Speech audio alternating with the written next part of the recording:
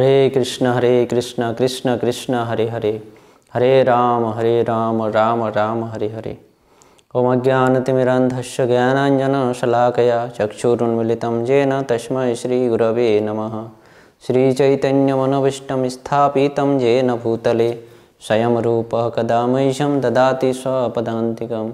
वन्देऽहं श्रीगुरु श्रीयुतपदकमलं श्रीगुरून् वैष्णवांश्च श्रीरूपं साग्रजातं सहगण रघुनाथान्वितं त्वं सजीवं साद्वैतं सवधूतं परिजनसहितं कृष्णचैतन्यदेवं श्रीराधाकृष्णपादान् सहगण ललिता श्रीविशाखान्वितांश्च। नमो विष्णुपादाय कृष्णप्रेष्ठाय भूतले श्रीमते भक्तिवेदान्तस्वामिनिति नामिने। नमस्ते सारस्वते देवे गौरवाणी प्रचारिणे निर्विशेष शून्यवादी पाश्चात्यदेशतारिणे। नमो महावदान्याय कृष्णप्रेमप्रदायते कृष्णाय कृष्णचैतन्यनामने गौरतिसे नमः। हे कृष्ण करुणा सिंधु दीनबंधु जगतपते गोपेश गोपिकाकांत राधाकांत नमस्तुते। तप्त कांचन गौरांगी राधे वृंदावनेश्वरी वृषभानुसुते देवी प्रणमामि हरिप्रिये। पंचकल्पतरुभ्यश्च कृपा सिन्धुभ्यैव च पतितानां पावनेभ्यो वैष्णवेभ्यो नमो नमः। जय श्री कृष्ण चैतन्य प्रभु नित्यानंद श्री अद्वैत गदाधर शिवासादि गौर भक्तवृंद। हरे कृष्ण कृष्ण कृष्ण हरे हरे, हरे राम राम राम हरे हरे। हरे कृष्ण। तो आज श्री नरोत्तम दास ठाकुर का तिरुभाव दिवस है। आज बहुत ही महत्वपूर्ण दिवस है, जिसके दिन हमारे एक महान आचार्य चैतन्य महाप्रभु के एक महान पार्षद श्री नरोत्तम दास ठाकुर अंतर्धान लीला किए थे। वैष्णवों के आविर्भाव और तिरुभाव दोनों दिवस एक जैसा होता है। वो भगवान के इच्छा अनुसार आविर्भाव होते हैं। जगतवासी को शिक्षा प्रदान करने के बाद वो भगवान की इच्छा अनुसार फिर से इस जगत से अपने धाम में लौट कर जाते हैं और वैष्णवों के आचार्यों के इस धाम से अपने स्वधाम में लौटने या स्वधाम में गमन करने को ही अंतर्धान या तिरुभाव दिवस कहा जाता है। तो महाप्रभु के अनेकों पार्षदों में से नरोत्तम दास ठाकुर एक अन्यतम पार्षद है, जो कि द्वापर लीला में चंपक मंजरी का प्रकाश स्वरूप है। द्वापर लीला में जो चंपक मंजरी थी, जो कि सखियों के अनुगत्य में सखियों के पीछे रहकर राधा कृष्ण की सेवा करती थी, उन मंजरियों में से राधा कृष्ण की सेवा श्रीमती राधा रानी की सेवा करती है, सेवा में सहायता करती है। कृष्ण की श्रीमती राधा रानी कृष्ण भगवान श्री कृष्ण की जो सेवा करती है, उनमें से उनको हाथ बंटाती है या उन सेवा में सहायता करती है सखियाँ, और सखियों की इन सेवाओं में हाथ बंटाती है या सहायता करती है, जो उनको कहा जाता है मंजरी।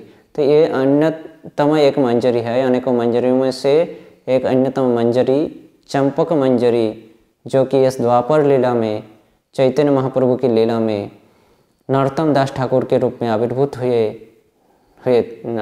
थे। नरोत्तम दास ठाकुर चंपक मंजरी और स्वयं नित्यानंद प्रभु का प्रकाश स्वरूप है। नित्यानंद प्रभु और चंपक मंजरी का प्रकाश स्वरूप ये नरोत्तम दास ठाकुर है, जिनका आज तिरुभाव दिवस है। तो नरोत्तम दास ठाकुर माघ महीना की पूर्णिमा तिथि के दिन आविर्भूत हुए थे। माघी पूर्णिमा तिथि के दिन आविर्भूत हुए थे। बांग्लादेश, वर्तमान में जो बांग्लादेश है, बांग्लादेश के राजशाही जिला गोपालपुर परगना, इस गोपालपुर को गड़ेर हाट या गरान हाट भी कहा जाता है। तो ये गड़ेर हाट, गरान हाट या गोपालपुर एक ही स्थान है। तो ये गोपालपुर परगना, राजशाही जिला गोपालपुर परगना का एक गांव जिसका नाम है खेतुरी, राजशाही जिला बांग्लादेश, राजशाही जिला गोपालपुर या गड़ेरहाट परगना। खेतुरी गांव में एक राज परिवार में कायस्थ कुल में जन्म ग्रहण किए थे या आविर्भूत हुए थे नरोत्तम दास ठाकुर, जिनके पिता का नाम कृष्णानंद दत्त और माता का नाम नारायणी देवी है। तो खेतुरी गांव के उस समय कृष्णानंद दत्त इस खेतुरी गांव के अधिपति या राजा थे। खेतुरी गांव बांग्लादेश राजशाही जिला के खेतुरी गांव के अधिपति या राजा थे कृष्णानंद दत्त, और उसी के घर में चंपक मंजरी और नित्यानंद प्रभु का प्रकाश विग्रह नरोत्तम दास ठाकुर आकर आविर्भूत हुए। कायस्थ परिवार में, शूद्र परिवार में, शूद्र कुल में जन्म ग्रहण किए आकर। वैष्णवगण विभिन्न चैतन्य महाप्रभु के जो निजी पार्षद है, ये लोग विभिन्न कुलों में जन्म ग्रहण किए हैं। कोई उच्च कुल में, कोई निम्न कुल में, कोई एकदम नीच वंश में जन्म ग्रहण किए हैं, लालन पालन हुए हैं, बड़े हुए हैं, इसीलिए कि वे अपनी महानता को प्रदर्शित करने के लिए कि वैष्णव कितने महान होते हैं कि वो नीच कुल में जन्म लेने के बाद भी उनकी महानता में कोई ठोस नहीं पहुँचता है, उनकी महानता की हानि नहीं होती है। हरिदास ठाकुर के जीवन चरित्र को देखिए, यद्यपि वो ब्राह्मण कुल में आविर्भूत हुए थे, फिर भी वो बड़े हुए थे या लालन पालन हुआ था उनका एक जवन कुल में, मुस्लिम कुल में, फिर भी वो संपूर्ण जगत में संपूर्ण जीवों के बीच में हरि नाम की महिमा को प्रचार किए। ठीक उसी प्रकार नरोत्तम दास ठाकुर एक शूद्र कायस्थ परिवार में जन्म ग्रहण करने के बावजूद भी वो समाज के उच्च वर्ण के लोगों को भी, जो ब्राह्मण पंडित थे, उन लोगों को भी कृष्ण भक्त में परिणत किए थे, कृष्ण प्रेम प्रदान किए थे। ये है उनकी महानता, वैष्णवों के महान आचार्यों की। तो माघ महीना की पूर्णिमा तिथि या माघी पूर्णिमा जिसको कहते हैं, उसी दिन नरोत्तम दास ठाकुर आकर आविर्भूत हुए थे कृष्णानंद दत्त और माता नारायणी देवी के घर में। ये माघी पूर्णिमा तिथि, शास्त्र में एक श्लोक है जिसमें बहुत ही अच्छे से बताए हैं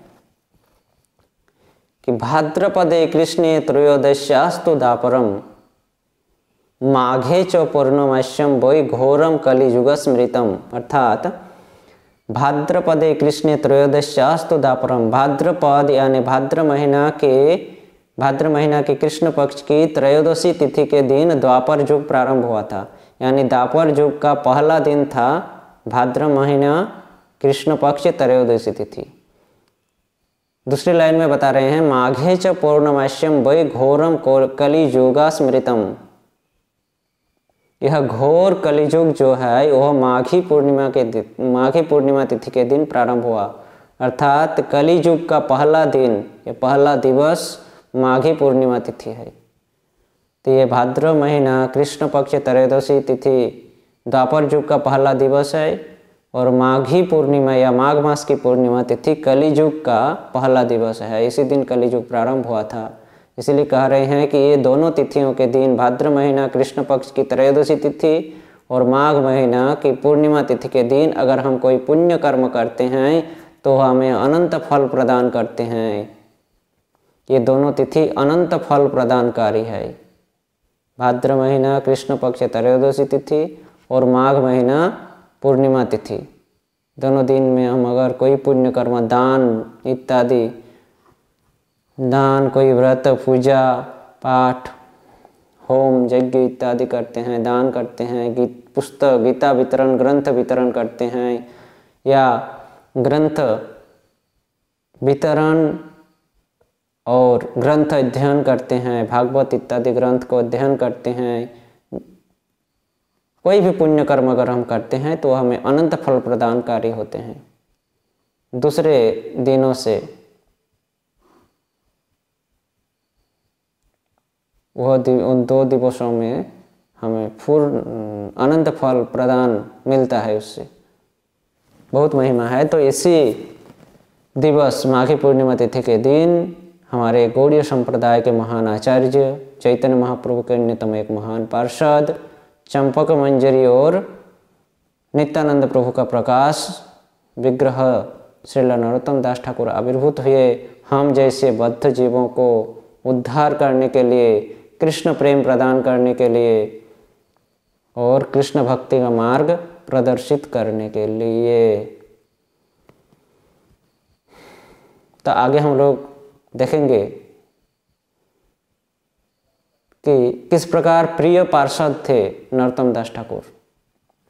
इतना प्रिय पार्षद थे चैतन्य महाप्रभु का कि चैतन्य महाप्रभु नरोत्तम दास ठाकुर आविर्भूत होने के बहु पूर्व, अनेकों दिन पहले, नरोत्तम दास ठाकुर के आविर्भूत के बहुत पहले ही चैतन्य महाप्रभु अपने सभी भक्तों को इंगित यानी बता दिए थे, इंगित किए थे कि नरोत्तम नाम का एक कोई भक्त आकर आविर्भूत होगा। चैतन्य महाप्रभु संन्यास ग्रहण करने के बाद हम लोग जानते हैं कहाँ गए? वृंदावन नहीं, नीलाचल गए। वृंदावन नहीं गए थे, अपनी माँ की आज्ञा के अनुसार वृंदावन जाना चाहे थे, किंतु अपनी माँ की इच्छा से वो नीलाचल गए। नीलाचल से फिर वो दोबारा नवद्वीप लौट कर आए थे, बंगाल की भूमि में लौट कर आए थे। और हम लोग जानते हैं कुलिया में गए थे, विद्या वाचस्पति के घर से कुलिया गांव में जाकर वहाँ अनेक वैष्णव अपराधी जनों को उद्धार किए थे, कृष्ण प्रेम प्रदान किए थे। उसके बाद वो वृंदावन जाने के उद्देश्य से रवाना हुए थे। एक कुलिया गांव से, नवद्वीप की कुलिया गांव से वृंदावन जाने के लिए रवाना हुए, परंतु वे वृंदावन पहुंच नहीं पाए। झारखंड के कानाई नाट्यशाला तक जाकर वो वहीं पर रुक गए, आगे बढ़ नहीं पाए। कानाई नाट्यशाला में जब जाकर 1436 शताब्दी में चैतन्य महाप्रभु वृंदावन के उद्देश्य से कानाई नाट्यशाला तक गए और वहाँ अपने गणों के साथ, अपने परिकरों के साथ जब हरिनाम कीर्तन कर रहे थे, उसी समय नरोत्तम नरोत्तम कहकर पुकारे थे। नित्यानंद प्रभु प्रश्न किए थे कि प्रभु आप किसको नरोत्तम कहकर पुकार रहे हो, यहाँ कोई नरोत्तम है ही नहीं।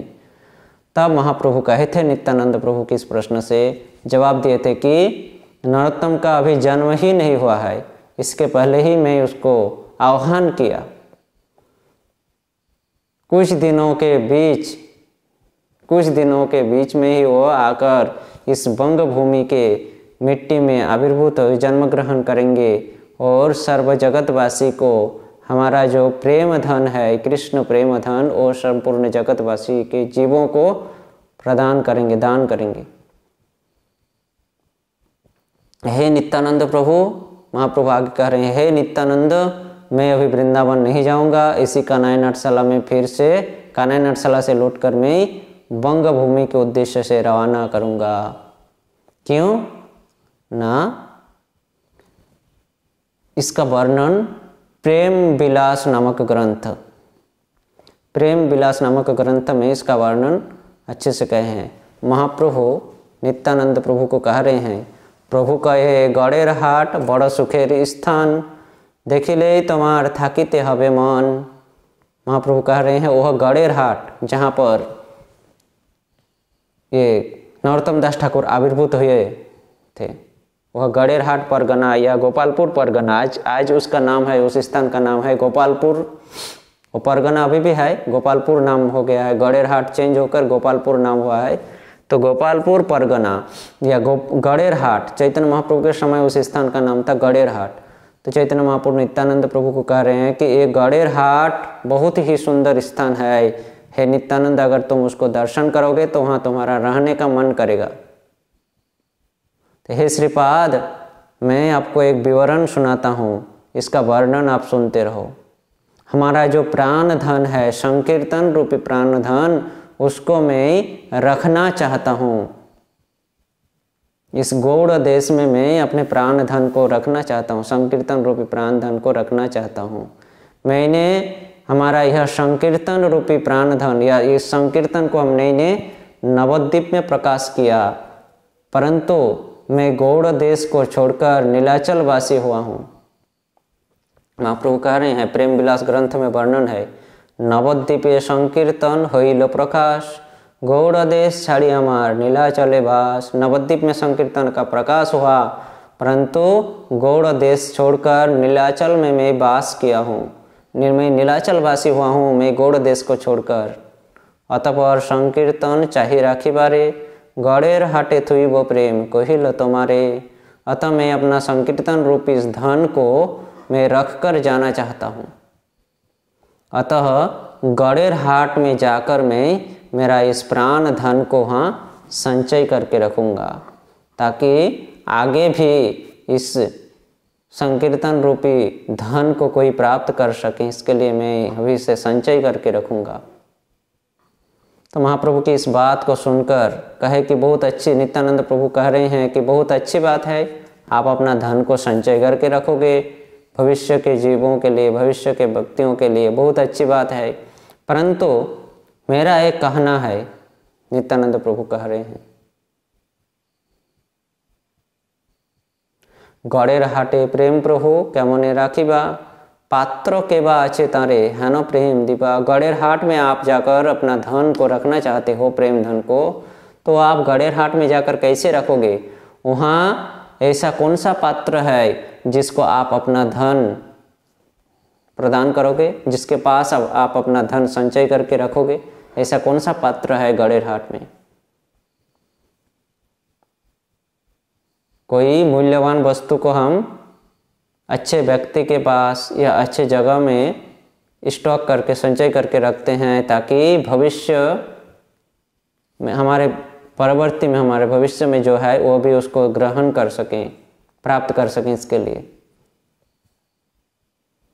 तो उसी प्रकार चैतन्य महाप्रभु की इच्छा है कि आगे जीव, चैतन्य महाप्रभु कितने महावदान्य है कि हमारे लिए इतना सोच रहे हैं। संकीर्तन रूपी प्रेम धन को तो वो उस समय वितरण किए थे जगतवासियों के, जीवों के बीच। सारा बंग भूमि, भारतवर्ष प्लावित हो गया था इस प्रेम से। फिर भी चैतन्य महाप्रभु आगे आने वाले जीवों के लिए यह प्रेम धन छुपा कर रख के जाना चाहता है, संचय करके रख कर जाना चाहता है, ताकि भविष्य में आने वाले जीव भी उस धन को प्राप्त कर सकें, कृष्ण प्रेम को प्राप्त कर सकें। चैतन्य महाप्रभु कितने महावदान्य है। तो नित्यानंद प्रभु कहे कि वहाँ आप कहाँ रखोगे अपने के धन को, वहाँ कौन सा पात्र है कि आप वहाँ पर रखोगे?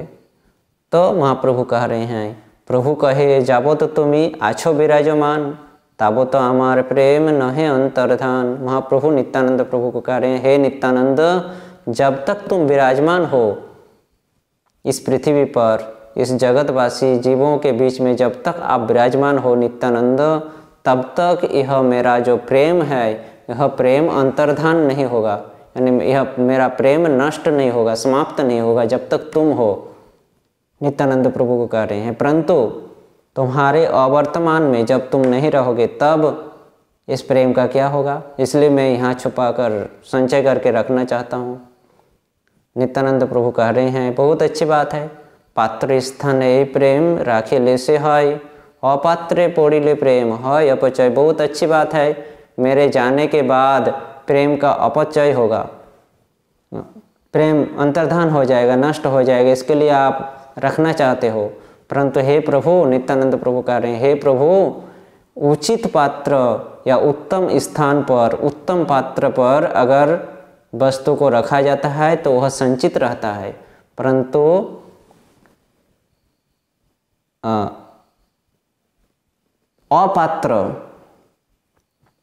अपात्र में अगर हम धन को रखते हैं, वस्तु को रखते हैं, तो उसका अपचय होता है। योग्य व्यक्तियों के पास या योग्य स्थानों में, उचित स्थानों में अगर हम अपना मूल्यवान वस्तु को रखते हैं तो वह सुरक्षित रहता है, परंतु अयोग्य स्थानों में, अयोग्य व्यक्तियों के पास अगर हम अपने मूल्यवान वस्तु को गच्छित रखते हैं तो वह अपचय होता है, नष्ट हो जाता है। इसलिए महाप्रभु कह रहे हैं कि पात्र स्थान ए प्रेम राखिले से है। पात्र स्थान में, उचित पात्र के स्थान में आप अगर इस प्रेम को रखोगे तो बहुत अच्छी बात है, परंतु अपात्रे पोड़िले प्रेम है अपचय। अपात्र, अयोग्य पात्र के हाथ में अगर यह प्रेम पड़ गया तो वह अपचय हो सकता है। तब महाप्रभु कह रहे हैं, प्रेमे मत तो पृथ्वी ना जाने स्थान स्थान, है न जाने देह प्रेम सबे करे पान। नित्यानंद प्रभु फिर बोल रहे हैं महाप्रभु को कि प्रेमे मत्त तो पृथ्वी ना जाने स्थान स्थान। आपके प्रेम से संपूर्ण पृथ्वी मत्त हो गया है, कोई स्थान नहीं है, कोई ऐसे अच्छा बुरा कोई स्थान नहीं है। हर जगह आप अपने प्रेम को बांटे हो, जिसके कारण से संपूर्ण पृथ्वी मत्त हो गया है। जिस प्रेम को पान करके संपूर्ण पृथ्वी मत्त हो गया है। आप कोई स्थान नहीं रखे हो, सबको प्रेम प्रदान किए हो। है न जाने देह प्रेम सबे के पर पान। परंतु आप जो अभी संकल्प लिए हो, आप अपना अंतिम धन, अपना प्रेम, अंतिम प्रेम को आप रख कर जाओगे, तो मेरा एक निवेदन है, हे प्रभु आप एक इस प्रकार एक व्यक्ति के पास, है न जाने एक ऐसे व्यक्तियों के पास अपने प्रेम को रख कर जाइए कि ताकि वो भविष्य में सबको ही पान कर सकें। नित्यानंद प्रभु कह रहे हैं। तब महाप्रभु कह रहे हैं, इसीलिए तो मैं गड़ेर हाट जाना चाहता हूँ। अतएव चलो भाई जाए गड़ेर हाट, एमन जाने प्रेम दिए कांदाई घाट बाट। इसलिए तो मैं गड़ेर हाट जा रहा हूँ, अतः चलो गड़ेर हाट चलता हूँ। गड़ेर हाट यानी वहाँ नरोत्तम दास ठाकुर का जन्मभूमि, जन्म स्थान। अतः गड़ेर हाट चलो, ऐसे जनों को प्रेम देकर, एमन जने प्रेम दिए कांदाए घाट बाट। गड़ेर हाट चलो, अतः गड़ेर हाट चलो और वहाँ पर ऐसे जनों को, ऐसे व्यक्तियों को प्रेम देकर घाट बाट यानी रास्ता, कुल, किनारा सबको प्लावित कर दूं, सभी को रुलाऊं। ऐसे जनों के बीच में मैं अपना प्रेम प्रदान करके गड़ेर हाट में जाके प्रेम प्रदान करूँगा, ताकि कुल, रास्ता, कुल, किनारा, हर जगह के व्यक्ति उस प्रेम को प्राप्त करके, उसको प्राप्त करके रोने लगे। तो इस प्रकार कहते हुए नित्यानंद प्रभु को लेकर, सभी पार्षदों को लेकर कान्हाई नाट्यशाला से गमन किए गड़ेर हाट यानी बांग्लादेश की ओर। और सर्वप्रथम वे लोग नित्यानंद प्रभु आदि भक्तों के साथ सर्वप्रथम महाप्रभु बांग्लादेश कुद्रारपुर आए। कुद्रारपुर नामक एक स्थान है, वहाँ पर आए और अपने गणों के साथ संकीर्तन करते हुए पद्मावती, कुद्रारपुर जहाँ पर पद्मा नदी बह रही है, पद्मावती नदी बह रही है, पद्मावती नदी की ओर जाने लगे सभी गणों के साथ संकीर्तन करते हुए। तो पद्मावती नदी में जाकर महाप्रभु स्नान किए और नदी के बीच में खड़े होकर नरोत्तम नरोत्तम कहकर फिर से पुकारने लगे। और उसके बाद इस प्रकार नरोत्तम नरोत्तम कहकर पुकारने के बाद यानी नरोत्तम को आह्वान किए वहाँ कि नरोत्तम, तुम्हारे लिए मैं ये एक अच्छा वस्तु यहाँ रख कर जा रहा हूँ, तुम जल्दी से आ जाओ और इसको प्राप्त करो, क्यों देर कर रहे हो।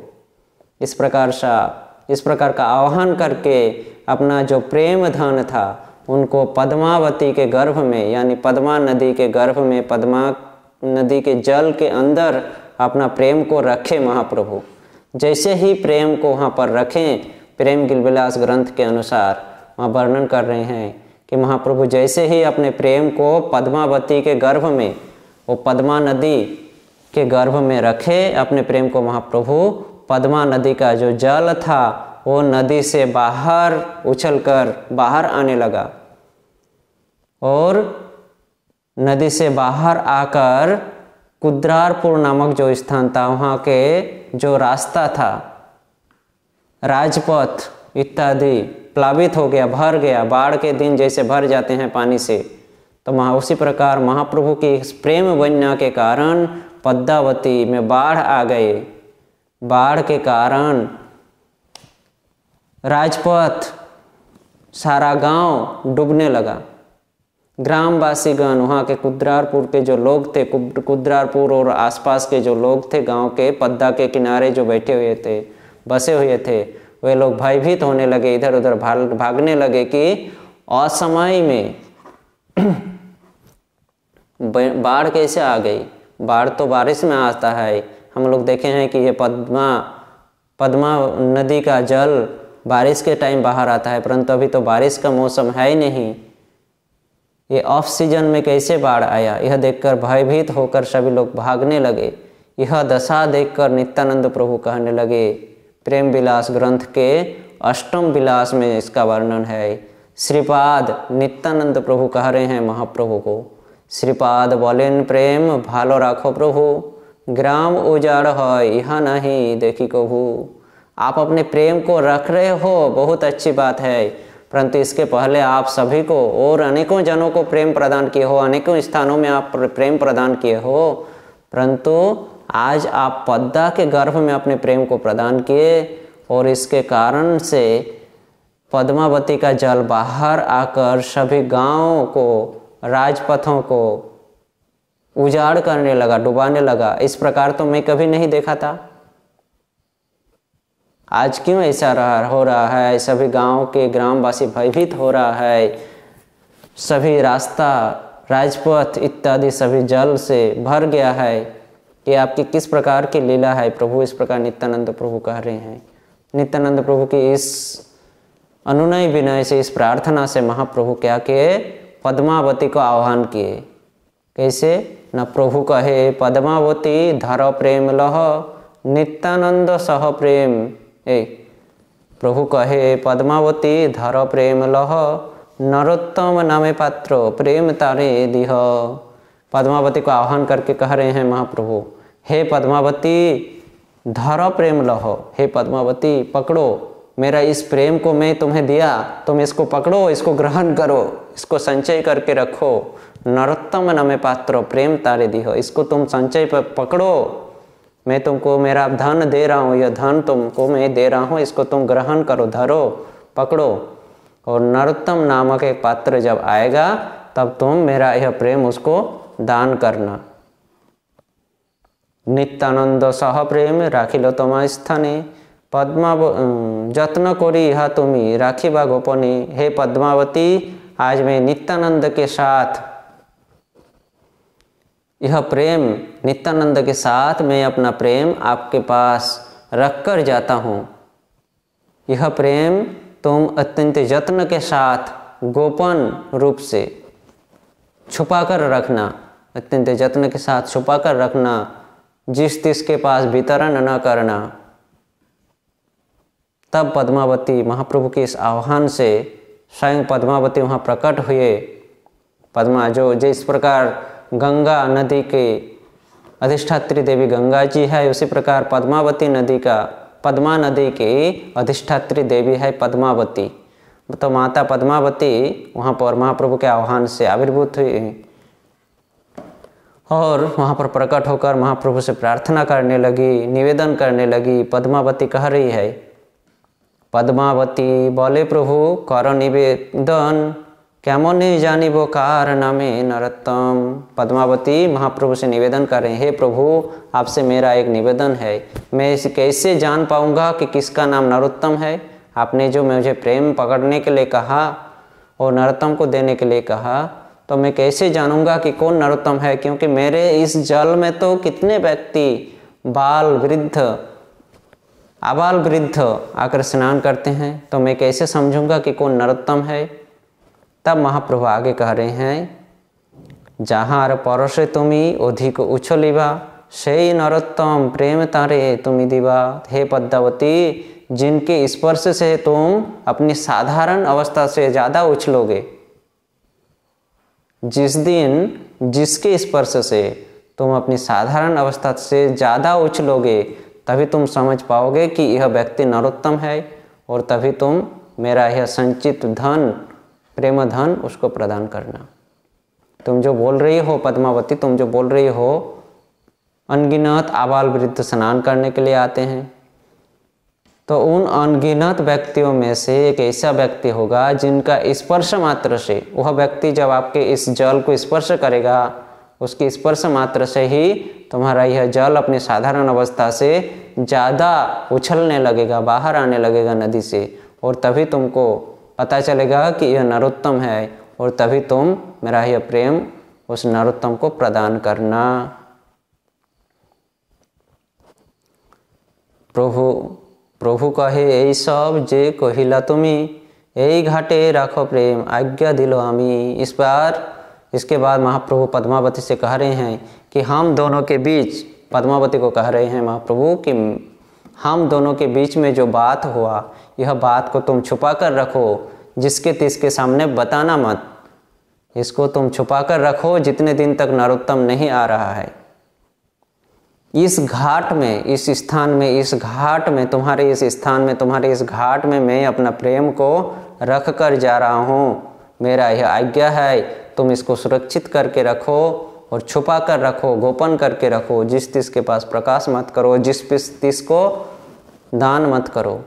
आनंदित यह बात सुनकर, महाप्रभु की इस प्रकार की बातों को सुनकर पद्मावती, वो जल की, पद्मा नदी की जो अधिष्ठात्री देवी है माता पद्मावती, अत्यंत संतुष्ट हुई और महाप्रभु के इस दान को ग्रहण किए। महाप्रभु अपना प्रेम धन जो कि दिए पद्मावती को, पद्मावती आनंदित होकर उस दान को, उस भेंट को स्वीकार किए। आनंदित पद्मावती राखिलेन तटे बिरले राखिलो प्रेम बिरल जे घाटे। आनंदित होकर पद्मावती अपने उस घाट में महाप्रभु के उस प्रेम को संचय करके रखे। उस बिरल स्थान में, बिरल घाट में, बिरल रूप से पद्मावती अत्यंत आनंदित होकर, खुशी होकर महाप्रभु के उस प्रेम धन को संचित करके रखे। इसके बाद महाप्रभु अपने प्रेम संपद को पद्मावती के पास संचित करके पद्मा नदी पार होकर नीलाचल चले गए, अपने सभी पार्षदों को लेकर। वहाँ से महाप्रभु नीलाचल गए थे पद्मावती में अपना प्रेम को रखकर। तो इसके बाद, इसके बहुत दिनों के बाद महाप्रभु के अंतर्धान लीला, नित्यानंद प्रभु का अंतर्धान लीला, रूप गोस्वामी, सनातन गोस्वामी के अंतर्धान लीलाओं के बाद, जब जीव गोस्वामी बाद ब्रजमंडल की परिचर्चा कर रहे थे, उस समय जीव गोस्वामी के समय काल में इस खेतुरी गांव में नरोत्तम दास ठाकुर, नित्यानंद प्रभु और चंपक मंजरी का प्रकाश स्वरूप नरोत्तम दास ठाकुर आकर जन्म ग्रहण किए थे। पिता कृष्णानंद दत्त जो कि वहाँ के राजा थे और माता नारायणी देवी की गोद में आकर जन्म ग्रहण किए थे। उसके बाद और भी आगे नरोत्तम दास ठाकुर की बहुत सारी लीलाएं हैं। ये तो हम लोग चैतन्य महाप्रभु जो कि अपना प्रेम धन को किस प्रकार से छुपा के गए थे ताकि भविष्य में आने वाले जीव भी उसको पान कर सकें, प्राप्त कर सकें और कृष्ण भक्ति को अर्जन कर सकें। विशेष करके हम जैसे अधम जीवों के लिए महाप्रभु अपने धन को नदी के गर्भ के अंदर छुपा कर गए थे और कोई स्थान नहीं मिला महाप्रभु को, नदी के स्थान में छुपा कर गए। कितना महावदान्य है महाप्रभु, इसलिए नमो महावदान्याय। ये जो महावदान्याय महाप्रभु के प्रणाम मंत्र, महाप्रभु का जो महावदान्य है, इन लीलाओं के माध्यम से पता चलता है कि कितना वो जीवों के लिए दर्द था, उनका हृदय व्यथित था कि वो अपने संकीर्तन रूपी प्रेम धन को नदी के बीच में छुपा कर गए ताकि वो भविष्य में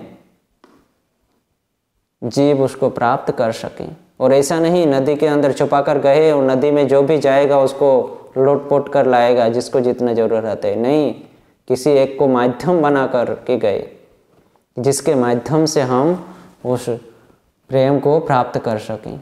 इससे हमें क्या शिक्षा मिलता है कि हम अगर भक्ति को अर्जन करना चाहते हैं, भक्ति प्राप्त करना चाहते हैं, कृष्ण भक्ति प्राप्त करना चाहते हैं, तो हमें किसी के माध्यम से हमें इसको प्राप्त करना पड़ता है, गुरु के माध्यम से इसको हमें प्राप्त करना पड़ता है। नरोत्तम दास ठाकुर को माध्यम बनाकर चैतन्य महाप्रभु अपना प्रेम धन रख कर गए नरोत्तम दास ठाकुर के माध्यम से, ताकि यह प्रेम उचित प्रकार से बंटवारा हो। जिस प्रकार हम प्रसाद वितरण करते हैं, जिसको वितरण करना नहीं आता है उसको अगर प्रसाद का थाली पकड़ा दिया जाए तो वो 2-4 व्यक्तियों को देकर ही प्रसाद समाप्त कर देगा, बाकी के लाइन में जो खड़े हैं उन लोगों को ऐसे ही लौट कर जाना पड़ेगा। उचित पात्र, उचित व्यक्ति वह है, योग्य व्यक्ति वह है जो करोड़ों भक्तों को, करोड़ों व्यक्तियों के बीच में भी, करोड़ों भक्तों को भी प्रसाद समान तरीका से बंटवारा करके सभी को समान रूप से खुश कर सकें, संतुष्ट कर सकें। उचित पात्र वही होता है, उचित व्यक्ति वही होता है। महाप्रभु की यही इच्छा था कि सभी को बराबरी मात्रा से मेरा यह कृष्ण प्रेम प्राप्त हो, सब कोई बराबरी रूप से यह कृष्ण प्रेम प्राप्त कर सके। इसलिए नरोत्तम दास ठाकुर को माध्यम बनाकर अपना प्रेम नदी के अंदर छुपा कर गए, ताकि उस नरोत्तम दास ठाकुर के माध्यम से आने वाले भविष्य के सभी जीव उनके इस प्रेम को प्राप्त कर सकें। इस प्रकार नरोत्तम दास ठाकुर संपूर्ण जगत में बाद में इस प्रेम को वितरण किए थे। तो इसके लीला आगे हम लोग श्रवण करेंगे। तो ये आचार्य लोग इतने महान होते हैं कि वो खुद जीवन में आचरण करके कृष्ण भक्ति आचरण करके सभी को कृष्ण भक्ति सभी को कृष्ण भक्ति सिखाते हैं।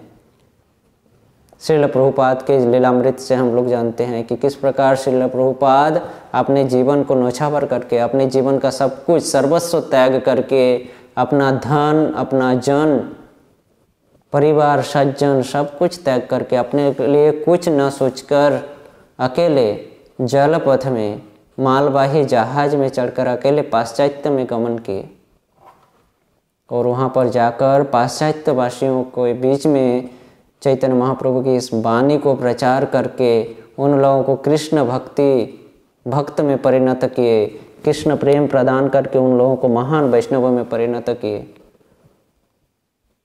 तो ये होते हैं आचार्यों की महावदान्यता, आचार्यों की महानता।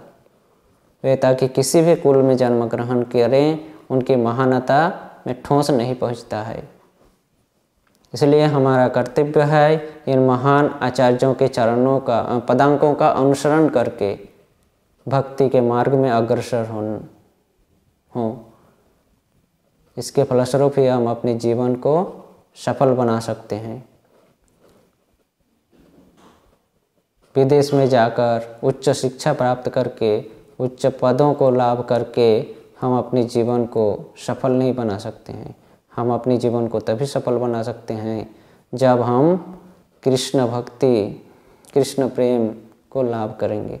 तो इस प्रेम को, इस भक्ति को लाभ करने के लिए हमें आचार्यों के पदांकों का अनुसरण करना पड़ेगा, उनके श्री चरण कमलों में प्रार्थना करना पड़ेगा, तभी हम कृष्ण भक्ति को प्राप्त कर सकते हैं। तो नरोत्तम दास ठाकुर चैतन्य महाप्रभु की ये प्रेम रूपी धन जो छुपा कर गए थे, इस लीला को आज हम यहीं पर विराम देते हैं। आगे हम नरोत्तम दास ठाकुर की और बहुत सुंदर सुंदर लीला है जिसको हम लोग श्रवण करने का कोशिश करेंगे। आज हम लोग इसको यहीं पर विराम देते हैं। हरे कृष्ण कृष्ण कृष्ण हरे हरे, हरे राम राम राम हरे हरे। श्रील नरोत्तम दास ठाकुर की जय, श्रील प्रभु चैतन्य महाप्रभु की जय, श्रील प्रभुपाद की जय। निताय गौर प्रेमानंदे, हरि हरि बोल। हरे कृष्ण।